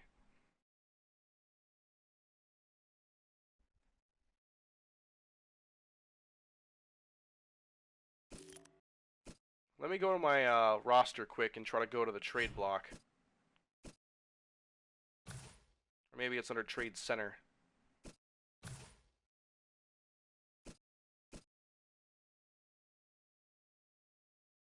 So here is other teams' trade blocks. I need to add mine. Now, one of the guys I'm looking to just get offers on is defensive end Mario Addison. Reason being is because I think his backup has a lot of potential. His backup is still young, while Addison could get us a mid-round pick potentially, and then we would play Coney Ely. If we look at their ratings and just break it down, you see that Addison is clearly the better player. Ely offers more strength, as Addison offers more finesse.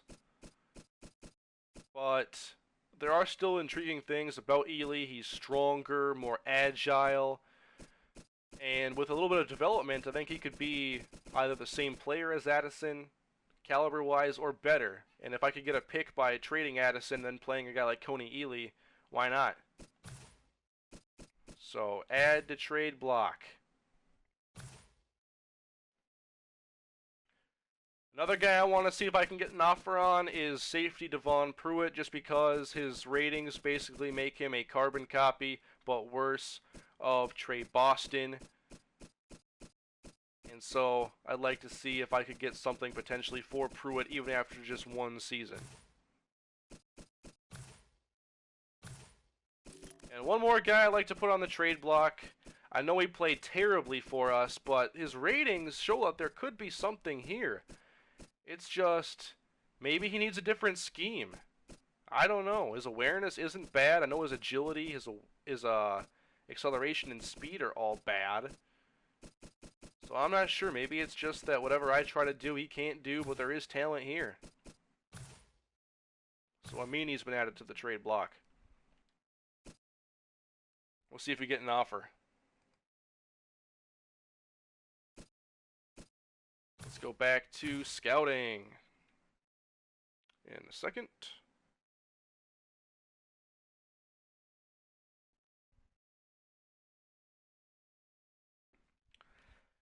Alright, scrolling down, let's go. I found plenty of second round guys. I haven't scouted Charles Darman, a right guard pass blocker. Obviously that's what I look for. Yeah, you're a liar. Moving on. Jerome Curtis, another guard. Nope. Colin Mendenhall, I haven't scouted this speed back yet. Alright.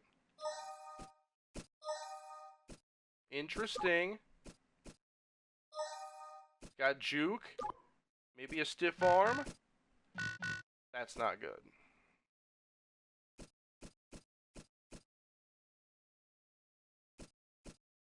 Let's see. Looking at some styles to see what I could... So I'm trying to use these points wisely.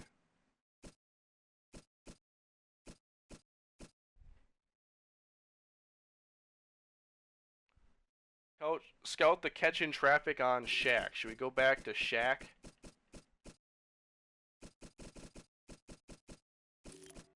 You guys seem to be big fans of Shaquille Ware. He's raw and hasn't been used much in his football career. B, catch in traffic.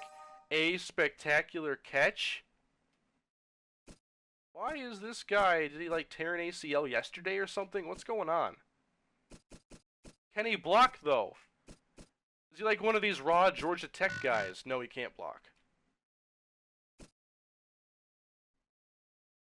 Injury. Wow. Shaquille Ware. He is an intriguing guy. Let me take one more look at the free agency just to make sure I haven't been outbid.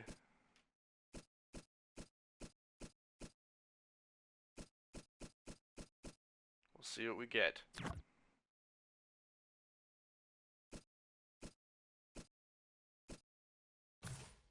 Advance to stage 4. Everybody loves Shaq, and now they're calling him Devin Funchess. I see that one.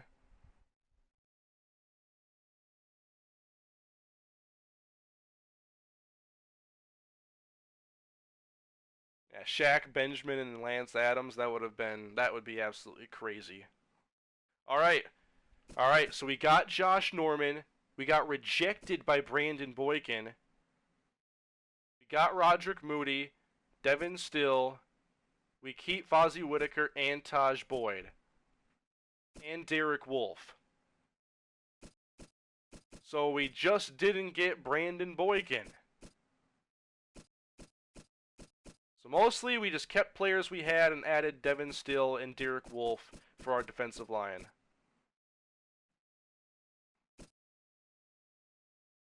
So now we got another round of scouting to go here. How much game prep do I have built up? Or can I can't even like use it or save it, so that's confusing.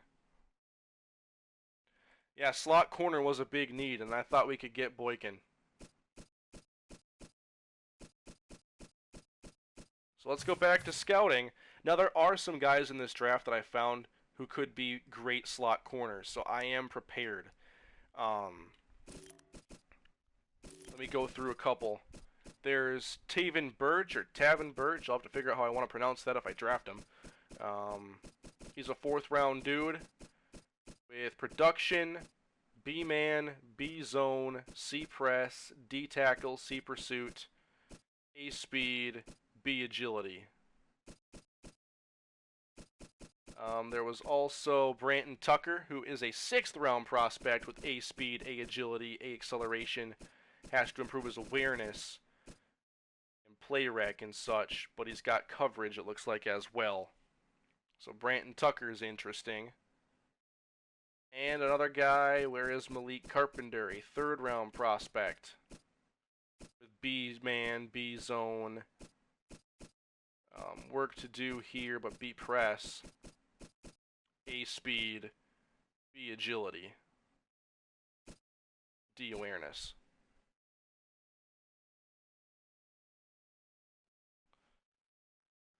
Alright. So we're going to go unscouted once again.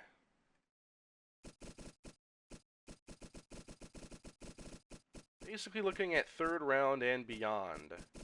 Let's go late. Let's go 5. Let's see. Dorius Ashley, that price, or that, not the price, the size just isn't going to probably do it for me.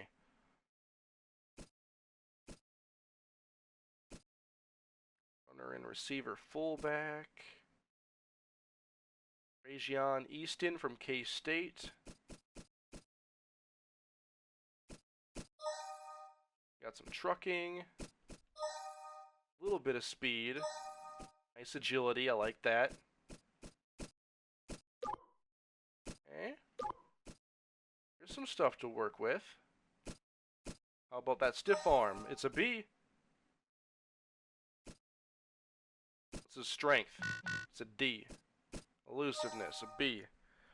So I think Rajion Easton just became interesting. Oh yes, Ace Kane, we're going to look at him as well. A acceleration, so that offsets B speed a little bit. Gives us another option. B injury. Oh, blocking. He could do that as well. Rajion Easton. I kind of want to compare him to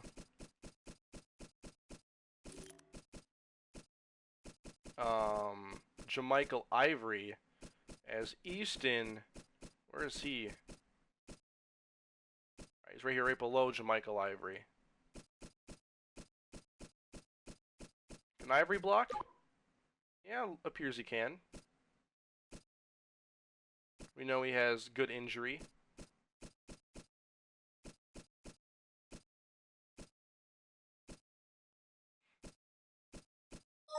Got a B spin move. Ace Kane. Oh boy. Oh boy. Tyrus Hawkins is now a power back?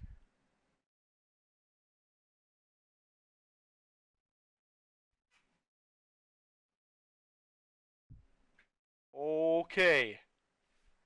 Some ratings have changed, fellas. They're now talking about Hawkins in the second round.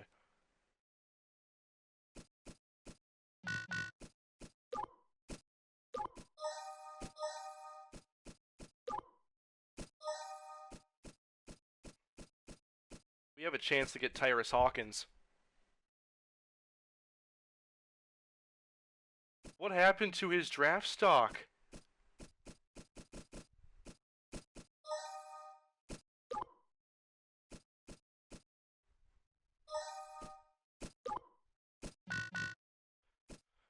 Oh, this changes. This is wow. Tyrus Hawkins became the second-rated running back. We gotta check draft stories, guys. Is he like injured? So Forte ended up getting $6 million a year. I didn't want to pay that anyway. Let's check the rest of this. Let's not get too off topic. I always do this. After a brutal workout pro day for Lamell Ryans, Deshaun Steed, they got nothing on Tyrus Hawkins. If they said he had a bad pro day, it's because of his IQ test. That's right. I gotta remember that. They're worried he's not smart enough.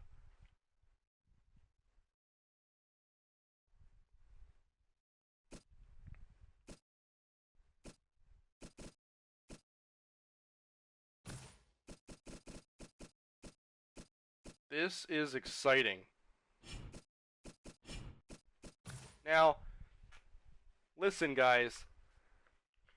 I said last night, I posted a comment on my Panthers video yesterday. I was just kind of being a little bit weird. I said, rumor, the Panthers may be willing to part ways with their future first round pick. That's actually true.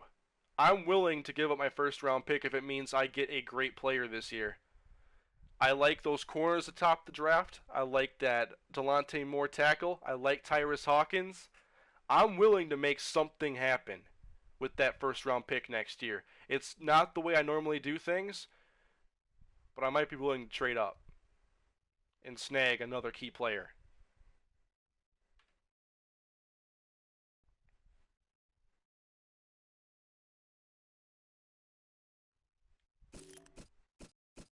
Talent's there.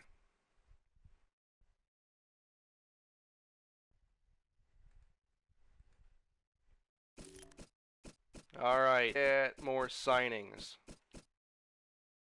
Then we're going to save it again.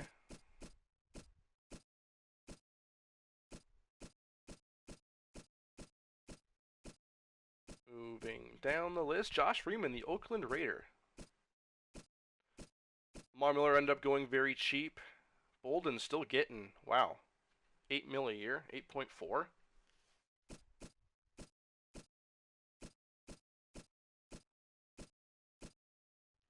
Delaney Walker got paid.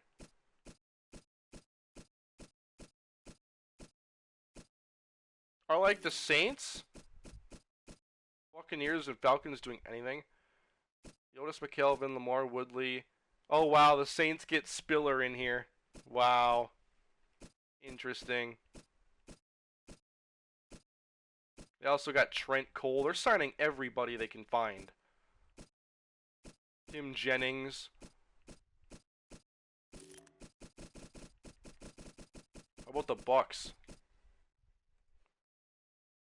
Josh Boyce, Matt Johnson, Danny Farmer.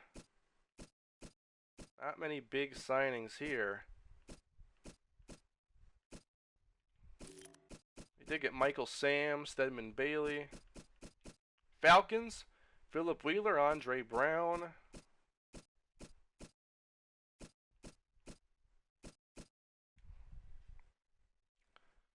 That's not even the Farmer you guys liked last offseason. I'm not even sure he's in the game anymore. He was so low rated, and they get rid of a lot of those lower rated guys.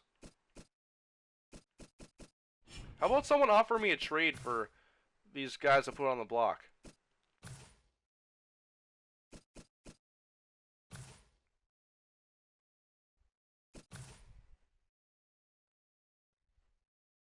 Did I miss Romo to the Ravens? Someone said that.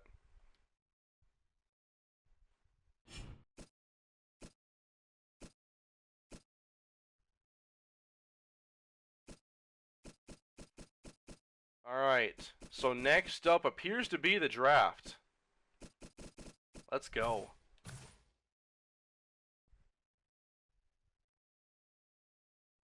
Yeah, Farmer was gone a long time ago, guys. And so was somebody else I wanted to sign. That was Charles Johnson, the receiver. He got taken out of the game too for being low rated.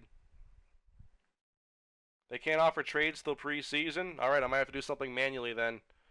So before we get to the draft, guys, let's try to get some more picks. Maybe not expected to make the playoffs a year ago, but the Panthers look to build on their success via the NFL draft.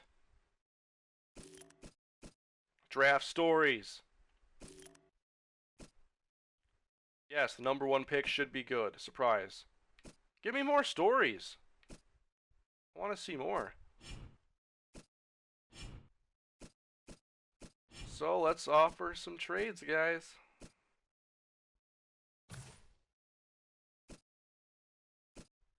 I'm looking to get picks.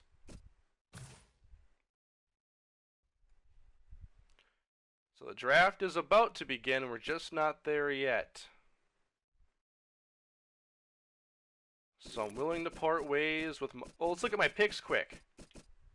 We got 19, not 20. Thank you, Bills, for knocking us up a slot. So a 1, a 2, 2 threes. Thank you, Colts, for this one. A 4, 5, 6, 7. And then a full slate the following year.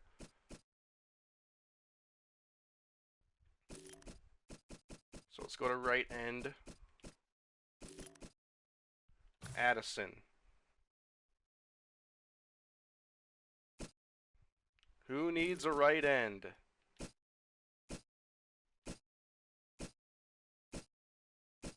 Anybody need a right end?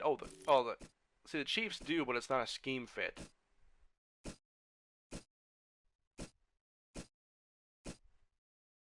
Again, Niners not a scheme fit. Someone's gotta need a right end. Saints aren't a scheme fit, plus they're in division anyway. Texans, not a scheme fit.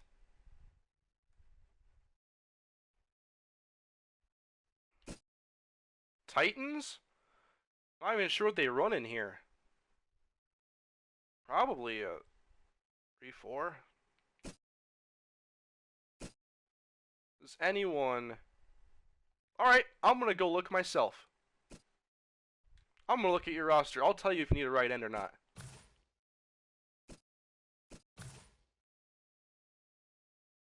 Somebody's going to need a right end.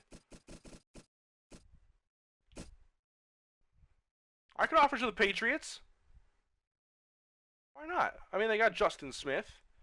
They're on some hybrid weird scheme. There are some pretty good right ends in this league.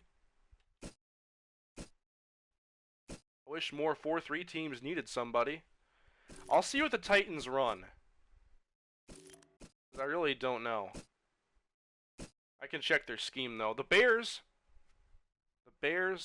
unless they changed, run a 4-3. And looking at their roster, I think this is still a 4-3 team. So perhaps the Bears.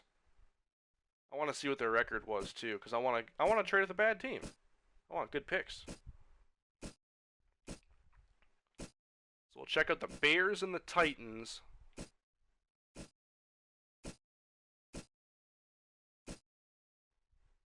And the Giants. I'm just going to check their schemes. Pants want Addison.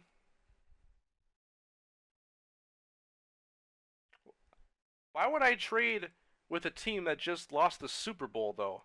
I'm looking to get higher.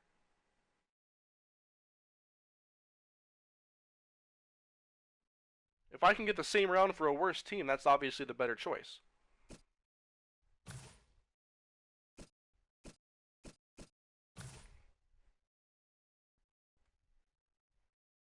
And where are you guys seeing that the Pats want him? Patriots run hybrid defense. Titans run hybrid defense. Bears run base 4-3.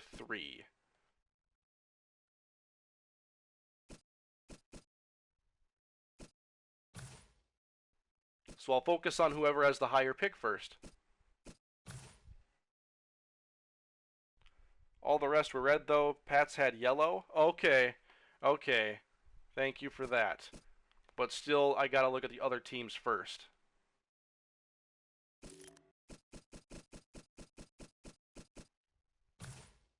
Now, honestly, I think even though he's 28, he's coming off of a very good year, double-digit sacks.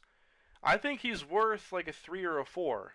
A 4 is probably like ideal for another team to give up. So the Pats were the most interested. They had medium at least. Now let me check out the Titans. What pick do they have? They have pick 78 in the third, while the Bears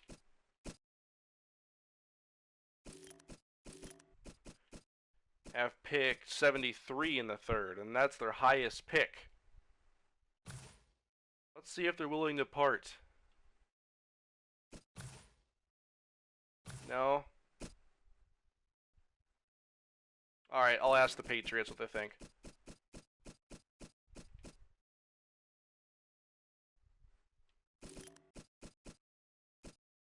$67. They got a couple thirds.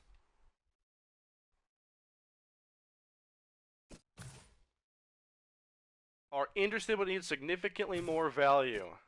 Okay. Okay. What if I give you guys a left guard? Amini Silatolu, who they're not interested in, but let's take a shot. Oh, yes! We just got a third. We got a third. Okay. We just dished Mario Addison and Amini Silatolu for a third-round pick. Now we have 3 thirds.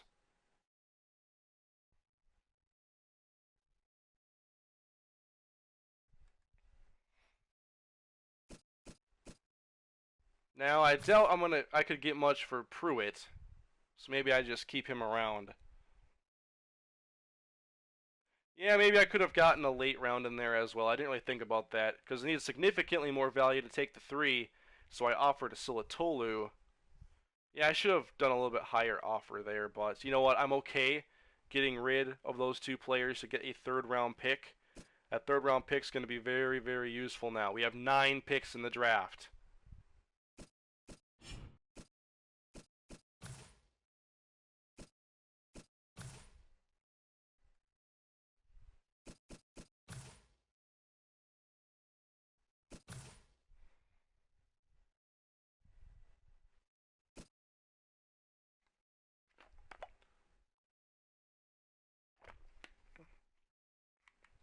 Now, I'm not usually the type of person who would just like, alright, we do it for a first, alright, we do it for a second, and just, you know, I understand that's probably the best way to go about it in the game.